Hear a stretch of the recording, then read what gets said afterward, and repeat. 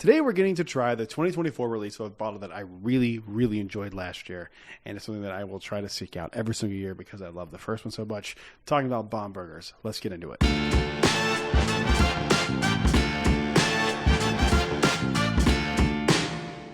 Hello everyone, welcome back to Brad's Bourbon Reviews. I'm Brad, and today I'm going to get to do a fresh crack here. You can see it's not been opened yet, ladies and gentlemen. Of the Bomberger's Declaration for 2024, I have bottle 638 of 2542, batch 24F2309, coming in at 108 proof. I really liked last year's release, and when I bought it, I knew a little bit, like I had heard of it, but I'm not the biggest Micther's fan of all time. I don't think at the time I even knew it was from Micther's. I just knew that I found it at Total Wine and people were freaking out, and I looked it up and I was like, oh, okay, this is like something special. And I went home and did a review of it, and I was like, oh my God, I'm so glad that I bought this. And ever since then I said, I'm going to buy these every year.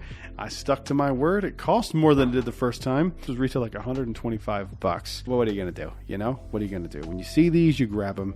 And I'm surprised because I got this at ABC, which I would have thought that would have been in the ABC vault. All my Floridian people who watch this know what I'm talking about. I found this on the shelf at ABC. It was behind the register, but it was on the shelf. I am excited because I loved the first one. So let's go ahead and get into this fresh crack here on this bottle. And shout out to all the patrons, because all the top tier patrons will get to try a sample of it. I started a Patreon a few weeks ago. If you were curious or interested, check out the link in the description. All the tiers are laid out nice and easy for you. There's only 2 tiers available. The first tier sold out, which is insane. It sold out the day I posted it, which is insane to me. So thank you all for watching. I truly appreciate it. Let's give this a nosing. Let's see how I feel. Oh yeah.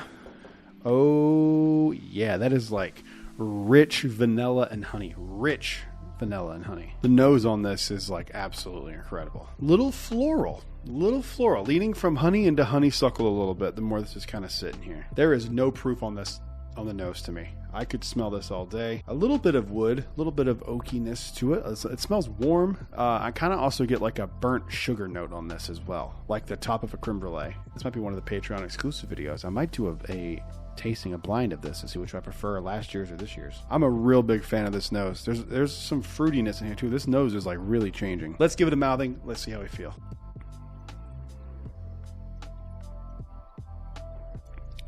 Wow. This is my first pour of the day, so it drinks a little hot. I'm starting at 108 proof, but that honey floral note carries over to the palate, and the finish is crazy. There's a weird, really enjoyable taste that I got on the finish. That's a pretty long finish. It's honey, it's sweet, the mouthfeel is incredible, and almost like a toffee note. That's really good.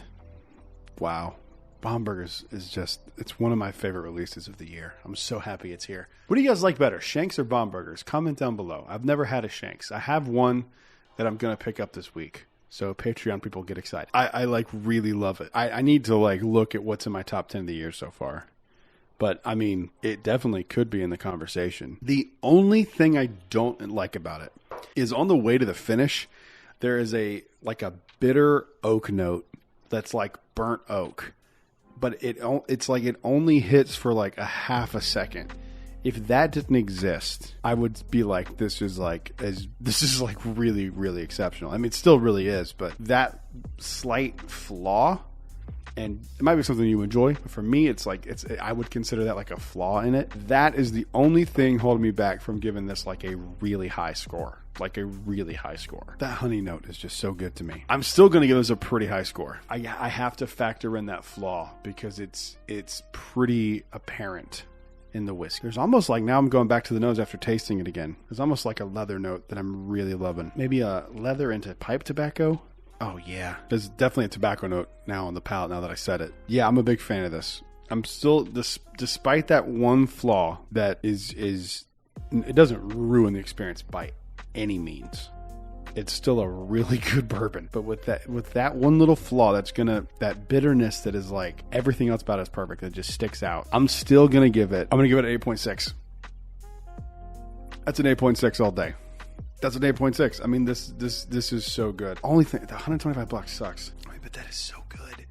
That is so good. Big fan of that. Love it. Good work, Micther. Fantastic bottle. I cannot wait to see Bomberger's 2025 and I'm excited to try Shanks. That's going to be exciting. So that's the review, everyone. Thank you so much for watching. I will see you guys all on the next one. And if you are on the Patreon, I'll see you in the Patreon over there. Link is in the description. Make sure you leave a like, comment down below. If we can hit 2,500 subscribers here on YouTube in the year 2024, I'm going to do a 3 allocated bottle giveaway. So make sure you are here for that.